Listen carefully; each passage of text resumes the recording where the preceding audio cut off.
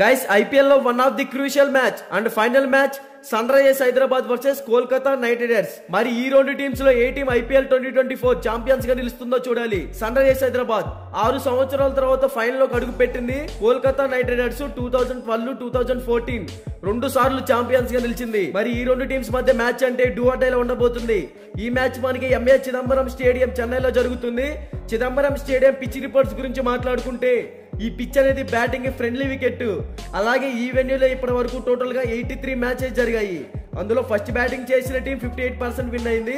Second batting చేసిన team 41% win అయింది. So ఈ వెన్యూలో టాస్ విన్ అయితే కెప్టెన్ ముందుగా బ్యాటింగ్ తీసుకోవడానికి అనుకరిస్తాడని చెప్పుకోవచ్చు. ఈ వెన్యూలో average first bat score 164 runs, average second bat score 150 runs. So ముందుగా బోత్ టీమ్స్ కి సంబంధించిన హెడ్ టు హెడ్ గురించి మాట్లాడుకుంటే ఇప్పటి వరకు ఈ రెండు టీమ్స్ మధ్య టోటల్ గా 27 మ్యాచెస్ జరిగాయి. అందులో Kolkata Knight riders 18 matches win అయింది. సన్ రైజర్స్ హైదరాబాద్ కేవలం 9 మ్యాచెస్ మాత్రమే విన్ అయింది. So head to head records లో కేకేఆర్ టీమ్ కే కొంచెం ఫేవర్ గా ఉందని చెప్పుకోవచ్చు. ఇక బోత్ టీమ్స్ గురించి మాట్లాడుకుంటే సన్ రైజర్స్ హైదరాబాద్ ఓపెనర్స్ గా ట్రావిస్ హెడ్, అభిషేక్ శర్మ వీళ్ళిద్దరు కూడా ఎక్స్ట్రాడినరీ ఓపెనర్స్. ఒక్కసారి గ్రీజ్ లో సెట్ అయితే ఒక పెద్ద స్కోర్ బోర్డ్ ని టీమ్ కి అందిస్తారని చెప్పుకోవచ్చు. వన్ డౌన్ లో Rahul Tripathi back to back matches లో మంచి ఇన్నింగ్స్ అయితే క్రియేట్ చేస్తున్నాడు. అండ్ మరోవైపు ఎడెన్ మార్క్రమ్ ఈ సీజన్ లో అంతగా మ్యాచెస్ అయితే ఆడలేకపోయాడు. మరి ఈ మ్యాచ్ ఫైనల్ కాబట్టి ఎలాంటి పర్ఫార్మెన్స్ ఇస్తాడో చూడాలి. మిడిల్ ఓవర్స్ లో చూసుకుంటే Heinrich Klaasen, Nitish Kumar Reddy, Abdul Samad, impact player గా Shahbaz Ahmed. Heinrich Klaasen extraordinary hitter, team కి ఇంపార్టెంట్ టైమ్ లో మంచిగా పర్ఫార్మెన్స్ ఇస్తున్నాడు. ఈ టీమ్ కి ఒక కీ రోల్ కూడా ప్లే చేస్తున్నాడు అని చెప్పుకోవచ్చు. నితీష్ కుమార్ రెడ్డి రావడంతో మంచిగా హిట్టింగ్ అయితే చేస్తున్నాడు. బట్ అదే క్రమంలో ఫ్లాప్ అవుతున్నాడు అని చెప్పుకోవచ్చు. రావడంతోనే డైరెక్ట్ గా హిట్టింగ్ అయితే స్టార్ట్ చేయకూడదు. తర్వాత అబ్దుల్ సమాద్ కూడా సేమ్ ఇదే రిపీట్ చేస్తున్నాడు. తర్వాత షాబాజ్ అహ్మద్ ఎక్సలెంట్ ఆల్రౌండర్ ఈ టీమ్ కి. లాస్ట్ మ్యాచ్ లో ఇంపాక్ట్ ప్లేయర్ గా టీమ్ లోకి వచ్చాడు, మంచిగా పర్ఫార్మెన్స్ అయితే చేశాడు. ఇక captain Pat Cummins as a captain గా టీమ్ ని బాగా లీడ్ చేస్తున్నాడు. పర్ఫార్మెన్స్ పరంగా కూడా మంచి ఫామ్ లోనే కనపడుతున్నాడు. బౌలింగ్ సైడ్ చూసుకుంటే ఉనోద్కత్, భువనేశ్వర్ కుమార్, నటరాజన్ ఈ టీం బౌలింగ్ పరంగా కూడా స్ట్రాంగ్ గానే ఉంది.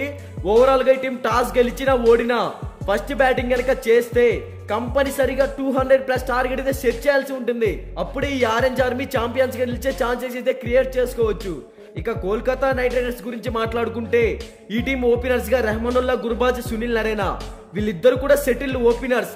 టీమ్ కి మంచి స్కోర్ ని అందించగలుగుతారు. తర్వాత వెంకటేష్ అయ్యర్ అండ్ శ్రేయస్ అయ్యర్ వీళ్ళిద్దరి పర్ఫార్మెన్స్ కూడా టీమ్ కి చాలా క్రూషియల్ అని చెప్పుకోవచ్చు. వెంకటేష్ అయ్యర్ 4 to 5 మ్యాచెస్ నుంచి మంచి హిట్టింగ్ అయితే చేస్తున్నాడు.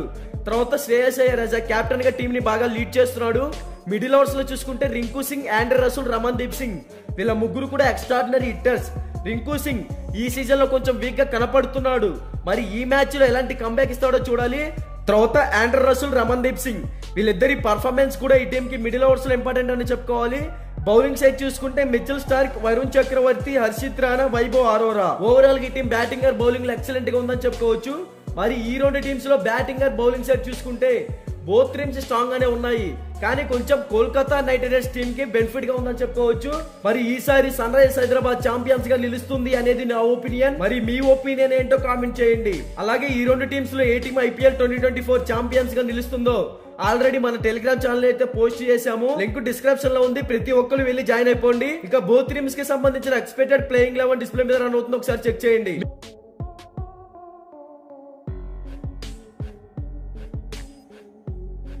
మీకు ఇన్ఫర్మేషన్ వర్తి అనిపించినట్లయితే ఈ వీడియోకి ఒక లైక్ చేయండి, షేర్ చేయండి. అలాగే T20 వరల్డ్ కప్ కి సంబంధించిన ప్రతి అప్డేట్ కోసం మన ఛానల్ ఇప్పుడే సబ్స్క్రైబ్ చేసుకోండి. Thank you for watching.